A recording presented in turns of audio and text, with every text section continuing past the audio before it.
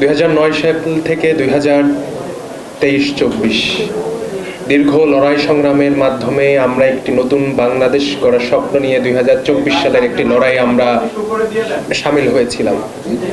হাজারো শহীদের রক্তে লেখা আমাদের সেই জুলাই সনদ এবং আমাদের দীর্ঘ গণতান্ত্রিক লড়াই আদায়ের মাধ্যমে যে সংগ্রাম সংগঠিত হয়েছে তার একটি বড় অর্জন হচ্ছে গণভোট। আমরা দেখেছি আমাদের দীর্ঘ 17 বছরের সহযোদ্ধা যারা রাজপথে নির্যাতন নিপীড়নের শিকার হয়েছেন, গুম খুনের শিকার হয়েছেন, তারা নয়া নয়া জালেম হয়েছেন। আমাদের বন্ধুরা নতুন জালেম হয়েছেন।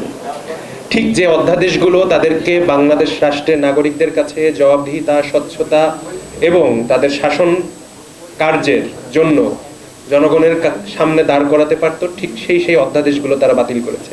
আমরা দেখেছি তারা পুলিশ কমিশন অধ্যাদেশ বাতিল করেছে, যার ফলে সেই ব্রিটিশ আমল থেকে যেভাবে এই ভূখণ্ডের মানুষদের পুলিশের মাধ্যমে নির্যাতন নিপীড়ন করেছে, 2024 সালে আমরা দেখেছি যে পুলিশ আমাদের বুকে যেভাবে গুলি চালিয়েছে, সেই ধারাকে তারা অব্যাহত রাখতে চায়।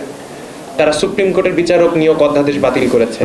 আমরা দেখেছি তারা যেভাবে পূর্ববর্তী সময়ে দলীয় ভিত্তিতে বিচারপতি নিয়োগ করেছে, একই ধারায় তারা ধাবিত হবে।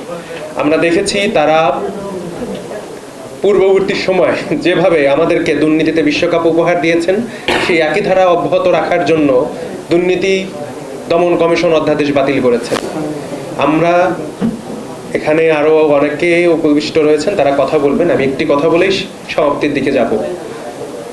যে লড়াই সংগ্রামের মাধ্যমে আমরা বড় হয়েছি, যে লড়াই সংগ্রামের মাধ্যমে আমাদের পূর্বপুরুষ ত্যাগ তিতিক্ষার মাধ্যমে একটি নতুন স্বাধীন ভূখণ্ড আমাদেরকে দিয়েছে, যে লড়াই সংগ্রামের মাধ্যমে আমরা স্বৈরাচারকে বিদায় ঘটিয়েছি, সেই লড়াই সংগ্রাম নিশ্চয়ই বৃথা যাবে না।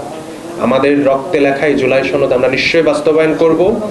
আজ যারা রাষ্ট্র ক্ষমতায় রয়েছেন তারা বলেন তাদের হাজার হাজার নেতাকর্মী গুম খুনের শিকার হয়েছেন। আমরা মেনে নেই, তা সত্য, আমরা দেখেছি তা সত্য। কিন্তু তারা একদিকে গুমের কথা বলে আমাদের থেকে সহানুভূতিশীল হন, অন্যদিকে সেই গুম ঠেকানোর হাতিয়ার গুম প্রতিরোধ অধ্যাদেশ তারা বাতিল করেন। এই দ্বিচারিতা কেন? এই হিপোক্রেসি কেন? এই রাজনৈতিক মুনাফিকি কেন? আমাদের প্রধানমন্ত্রী যেন নির্বাক চলচ্চিত্র। আমরা পূর্ববর্তী সময় দেখেছি ভারতের মনমোহন সিং যেমন কোনো কথা বলতেন না, আমরা আরেকজনকে পেয়েছি।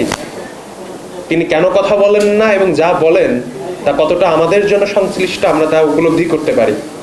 সর্বোপরি জুলাই সনদ বাস্তবায়নে আমাদেরকে ঐক্যবদ্ধভাবে লড়াই জারি রাখতে হবে। আমাদেরকে এই নতুন বাংলাদেশ গড়ার দিকে ধাবিত হতে হবে।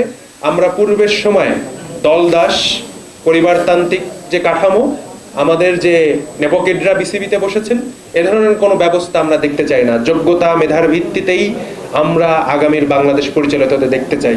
যদি বর্তমান সরকার তা না করে, পূর্ববর্তী সরকার যারা ছিলেন তারাও মনে করতেন তারা চিরকাল ক্ষমতায় থাকবেন। আশা করি সেই মোহভঙ্গ খুব দ্রুত সময় হবে। ধন্যবাদ সবাইকে।